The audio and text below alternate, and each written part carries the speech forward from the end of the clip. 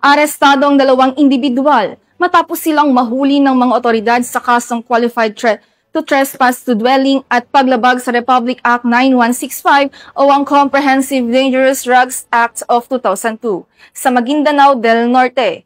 Patrolwoman Judy Ann Alibo sa balita.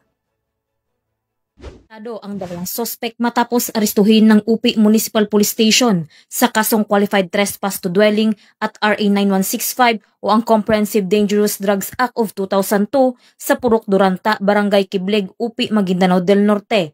Nito lamang ikatatlo ng Setyembre taong kasalukuyan. Kinilala ni Police Captain Julius L. Yutob, Officer in Charge ng UPS-MPS, ang mga sospek na sina alias Joff, 48 anyos at alias Amboy, 16 anyos na pawang residente ng nasabing lugar. Ayon sa ulat, bandang 1:30 ng madaling araw ng nasabing petsa nang makatanggap ng tawag mula sa biktima ang naturang istasyon na kung saan iligal na pinasok ng mga sospek ang kanilang bahay. Agad namang rumisponde ang mga kapulisan at mabilisang nahuli ang mga sospek. Sumailalim ang mga sospek sa body search at doon nagpositibo ang dalawang transparent plastic sachet na naglalaman ng hinihinalang shabu. Nasa kustodiya na ng UP-MPS ang mga sospek at mahaharap sa kasong RA 9165 at Qualified Trespass to Dwelling.